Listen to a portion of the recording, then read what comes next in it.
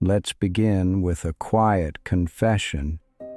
You've probably felt it too. That hollow silence after the noise fades, the kind that creeps in after a long night, or after achieving something you thought would finally make you feel whole. You sit with it, and it asks you, what now? That question, nagging, shapeless, quietly brutal, is not a flaw in the system. It is the system. Welcome to the absurd. Absurdism isn't a philosophy for the defeated. It's not about giving up. It's about waking up. The absurd is what happens when our craving for clarity collides with a universe that offers none. We want reasons. The universe gives us silence. We ask, why am I here? And the sky just shrugs. But here's the twist. That silence isn't hostile. It's just empty. And we're the ones projecting meaning onto it. So what do we do with that? Do we crumble beneath it? Do we scream into the void? Or do we learn to dance beside it? Let's step into this question by examining three thinkers who stood at the edge of meaning, and each chose a different path forward. Nietzsche, the rebel prophet; Sartre, the freedom architect; and Camus, the absurd whisperer. Each of them looked into the abyss, but they didn't all see the same thing. Imagine you're born into a collapsing cathedral. The stained glass still glows. The organ still plays faintly in the background, but the pillars are cracking and the roof is about to fall. That's Nietzsche's world. The old gods were dying. Religion, tradition, morality, once the scaffolding of life, were hollowing out. But Nietzsche didn't mourn. He celebrated. Why? Because he believed that meaning was never meant to be inherited. It was meant to be created. For Nietzsche, life isn't a riddle to be solved. It's a canvas to be painted in blood, sweat, and will. He called on us to become the creators of value, not its passive recipients. But beware, his call isn't for the faint-hearted.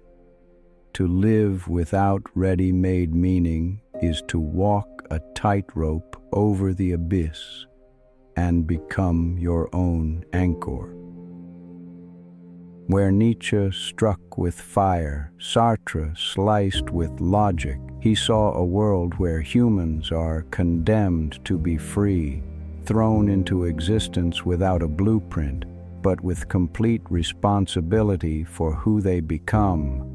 That sounds liberating until you realize the weight it puts on your shoulders. If nothing defines us but our choices, then every action is a declaration of who we are. There's no hiding behind fate, no outsourcing to destiny.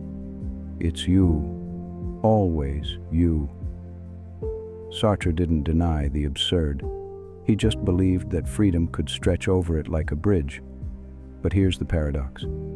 Freedom can be terrifying. It means no excuses, no divine playbook, no ultimate referee, just the mirror and your reflection staring back. Then came Albert Camus, walking with a calmness that the others rarely knew. He didn't try to conquer the absurd like Nietzsche. He didn't try to escape it with freedom like Sartre. He made peace with it. For Camus, the absurd is not a glitch in the matrix. It is the matrix, and once we stop trying to force life to give us something it can't, we become free in a new way.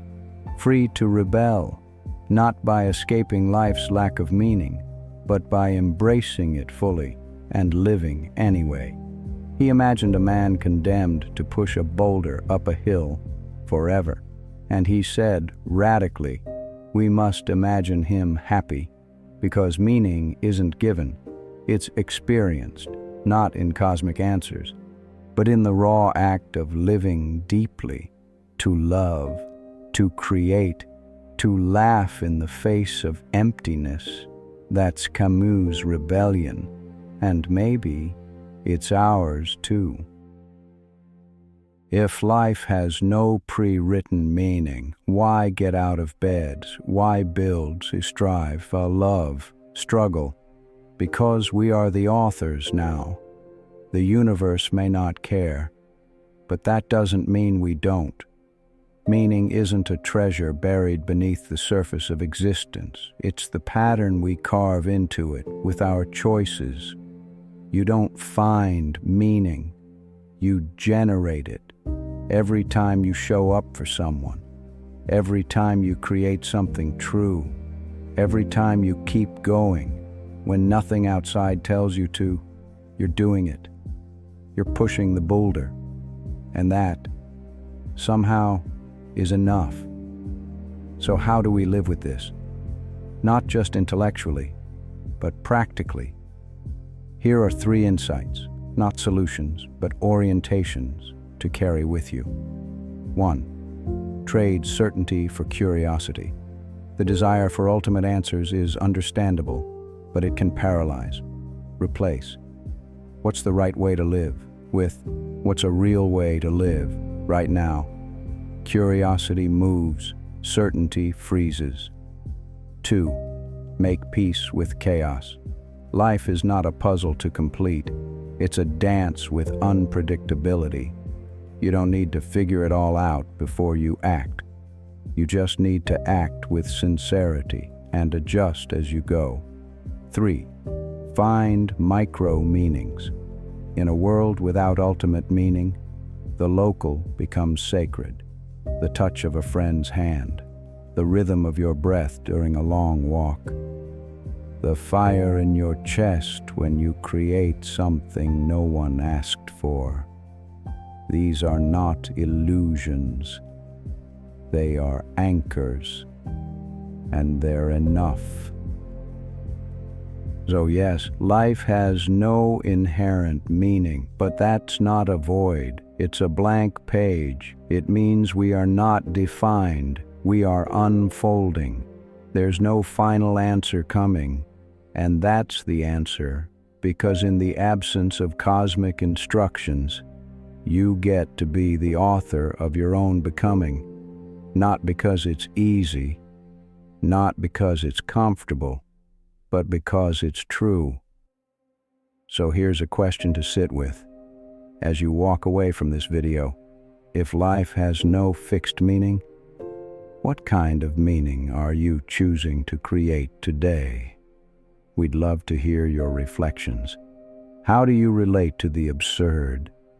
Where do you find purpose when the universe stays silent? Share your thoughts in the comments. Your story might resonate with someone else still wrestling with their own. If this sparked something in you, a new question, a moment of recognition, or just a breath of clarity, consider liking this video and subscribing to the channel for more explorations into philosophy, psychology, and the strange beauty of being alive. And let us know what you'd like us to explore next. Until then, stay curious, stay human, and never stop creating meaning wherever you are.